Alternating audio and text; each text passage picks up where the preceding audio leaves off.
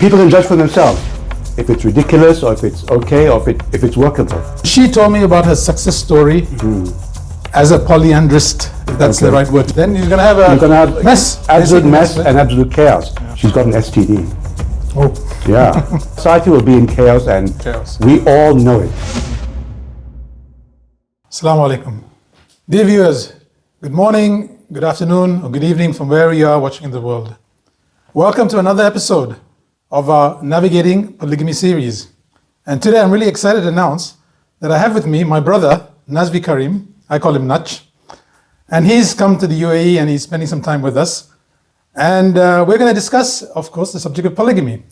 Now, we've covered a lot of stuff already in the podcast. We've covered the history of polygamy. We've covered issues with regard to, promiscuity levels between men and women. And I've also taken the opportunity to talk about my book, which is available, by the way, in Amazon, Kobo, and Lulu. Nach, how are you? Well, first, before I go, I would like to say I'm really excited to be here. I'm really excited the book. I would tell the viewers that the book is a really good book. The cover is ingenious. If anybody has to have a look at the cover, there's a guy riding a boat. Why do you say that? I mean, did you? That really tells the story of the book. I'll just leave it to you to decide. Yeah, so I'm very excited to be here and to talk about the subject that we are going to. So where are you now? You're in Hong Kong or Malaysia? I'm based in Hong Kong. My family's in Malaysia, but I work in Hong Kong. And I travel back to Malaysia now and then, but I'm working in Hong Kong full time pretty much. So, a common question that it asks, right, especially from the Islamic perspective, right, is that, we know in Islam that a man can marry more than one woman, up to four, right? We also know that, it was not something that institutionalized by Islam. It was something that was actually, prevalent, in the past, right? Yeah. Islam, what it did was restricted it to four with a lot of serious and stringent conditions of course, right? But the question that is commonly asked is, well, if men can marry for women, why can't women marry for men? I would say, a lot of people have legitimacy in asking that, but it's at a very sort of superficial level, right? Yeah.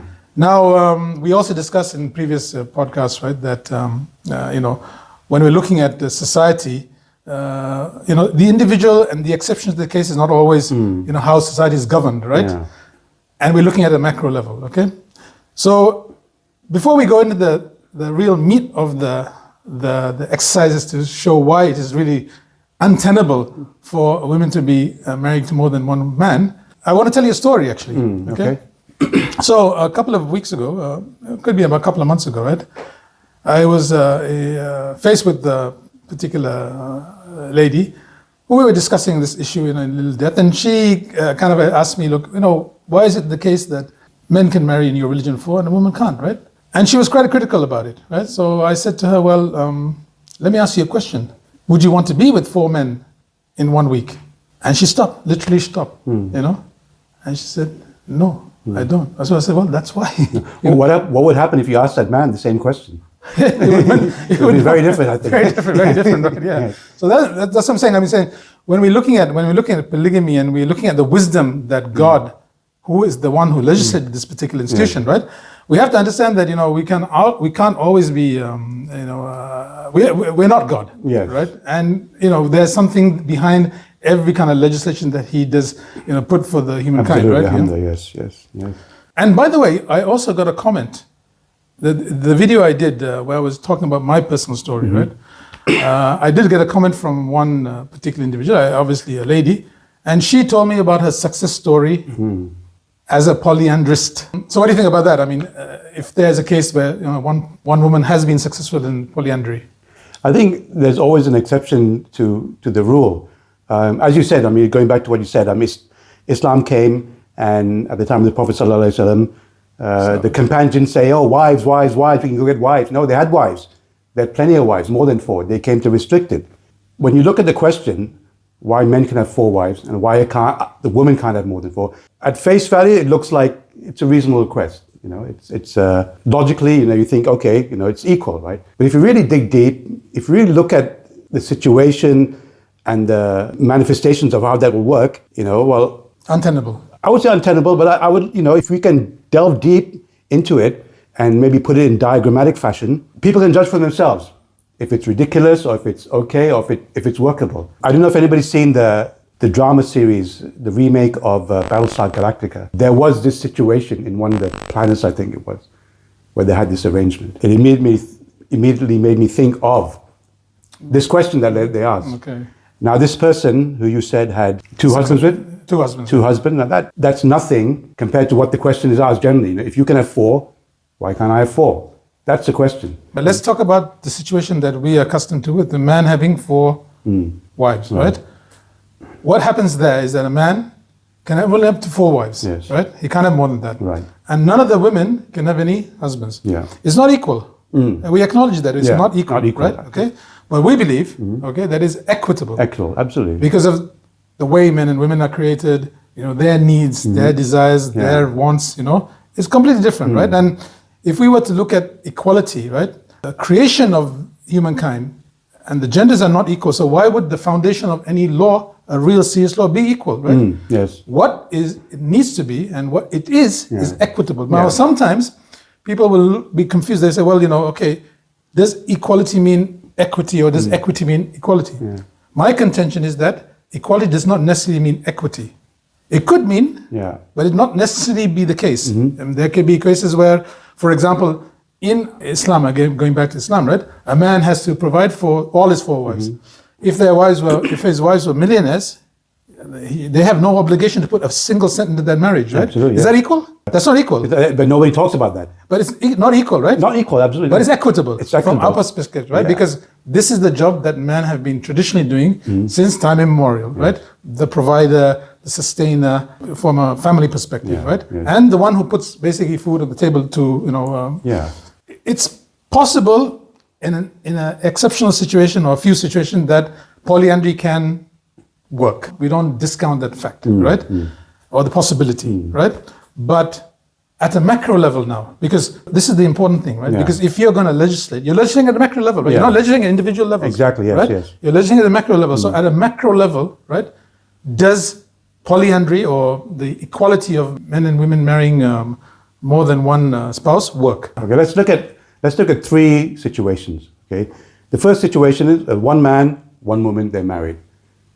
There's no complications there. You have John, you have Jane, they're married. That's it. They live happily ever after. They have kids, etc., etc. Well, that's what they'll tell you. Okay, so that's the norm situation in most parts of the world. So let's take it a bit further then. Well, John could have like side hustles as well. He could have it, yeah, but she's not going to know about it. But probably in some other parts of the world, yeah. So then you have the second situation. The man has four wives. So we have John, you know, he's married to Jane, Betty, Joanne, and Sarah. Okay, that's it, right? Nothing more you can add there. And all those four wives are happy with that situation. They know this is the rule. They can't have extra husbands.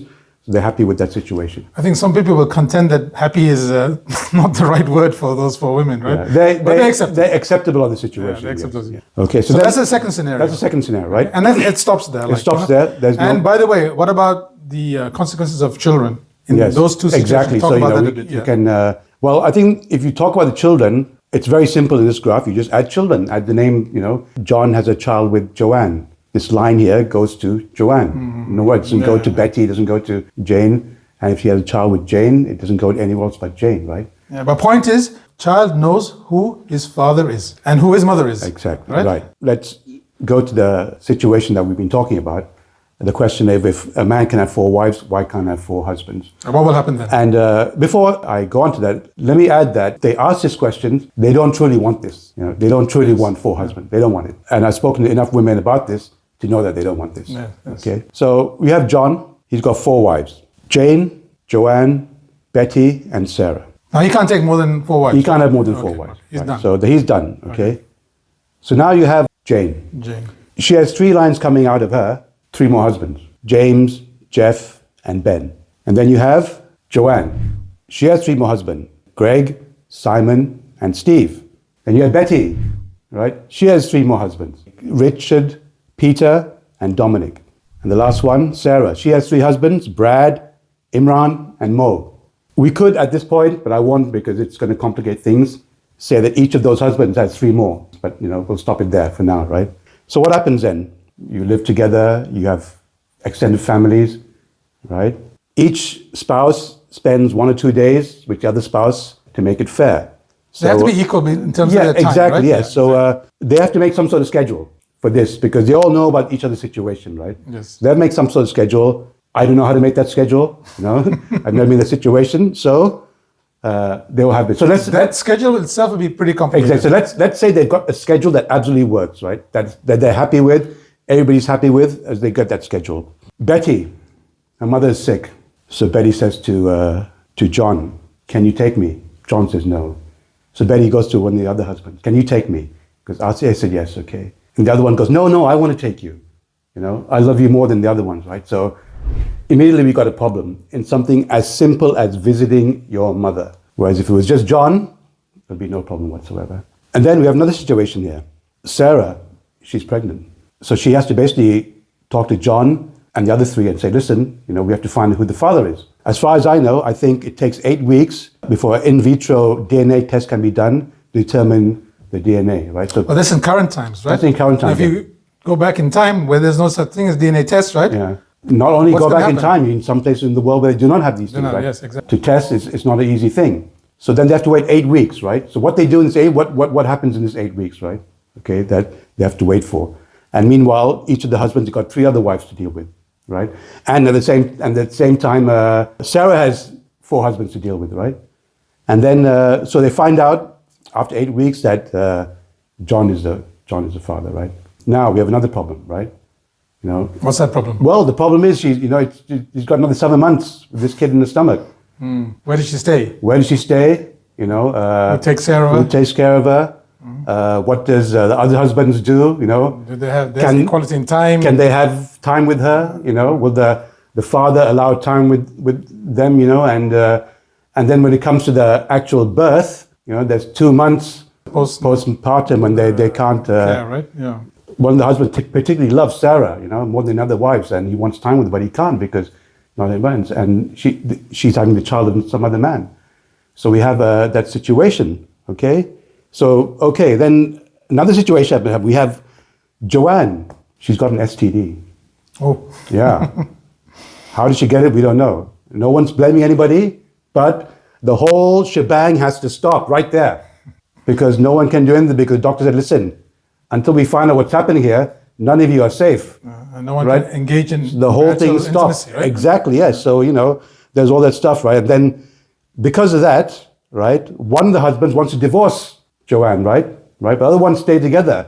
So they divorce, right? And they got a big court case and everything. And then it's possible that they were being contacted even before they found out she had exactly STD, right. So many issues there, and then we have birthdays, we have anniversaries, festivals. We have kids going abroad for work. One of the husband gets a job abroad. What does he do? Does he take all 4 wives with him? Will the other husbands allow that? Even if he wants to take just one, that one still has responsibility towards 3 other men. Then you have scheduling issues. How many days does each woman and man spend with each other a week, and who goes where on the roster? Each woman has 4 men to fit in, and each man has 4 women to accommodate. We could go on and on. It's a totally unmanageable arrangement, whether it involves 4, 3, or 2 spouses on each side. So really the question on why can't a woman have 4 husbands is something that when you really look into it, should never, ever be asked. Now, I want to remind you that you stopped at a point where those wives had 3 husbands, right? Exactly. You didn't go further and say, well, those 3 husbands could potentially have another 3 wives, right? And those wives could be already in that line. Could be Sarah, could be Jane. One of those, they could. Yeah, okay. Let's say in that particular level, maybe they'd be able to distinguish each other. But as you go further and further outside and stretch it out, right? Yeah, then you're going to have mess, absolute mess, and absolute chaos. Yeah. So I think you get the idea of what we're talking about. Right? I don't think we have to go anymore and bring scenarios because think of your own marriages, the scenarios you've had. If you had one wife, let's say you're visiting the mother or having work, and the wife has to go for work, and you have to go abroad for work, looking after children, previous marriage. You decide if that's a logical question to ask. I'm not going to say anything. Draw your own maps. Bring your own situations. And then tell me if that's a reasonable question to ask. If you can have 4 wives, why can't I have 4 husbands? Yes. So I think that when they do ask this question, right, and then do ponder it, because I think when the question is usually asked as, from emotional angle, right? It's not fair. We should have it. There should be equality, because again, we didn't want to highlight the feminist movement as a particular movement that is somewhat leaning towards this kind of ideology, right? But the fact of the matter is that when you start to push the idea of gender equality, right, you're going to break the norms that human beings have been traditionally following for centuries and centuries and centuries, right? When I mentioned some a previous episode how polygamy was a male-dominated practice, right? The important thing to remember was that there was no contention there. No one had a problem with that. Throughout centuries. I mean, for how many years? Centuries and centuries, no one had a problem with that, right? Yes. So I think that your example is a brilliant example, right? I didn't think of it, to be honest with you, right, until you mentioned to me. And I think that it's clear now that no one really should ever have to ask this question again. They'll never. They should never have to ask this question again. Right? Let them ask it, and then think. Maybe not a great question. Not a great question. Right, So I think that now that we have covered this issue clearly, right? Hopefully, what people will do, or what society will do, right, is we're trying to build or to develop the idea that polygamy is not infidelity. Yeah. Right. Absolutely. And that's an important thing to remind the viewers on and on and on, on and off again, right? Because the idea of polygamy is the idea of responsibility, of obligation, to bear a burden for the good of the society as a whole. Yeah. Again, we take away religion from this equation, right? We're talking about society as a whole, because in a ideal polygamous relationship, right, all parties, the rights and responsibilities of all parties will be maintained and upheld properly, right? No one is perfect, but it will be generally in terms of the society, it will be done well, and it will be done according to the norms of society. Absolutely, as you say, as it has been done for the past few centuries, for centuries, as long as people can remember. Another thing is that, we talk about 4 wives. No, not many actually have 4 wives. Yes, it's a big responsibility. Yeah, it's a big responsibility, and they'll have 2. Yeah. And even that is a struggle sometimes for a lot of people.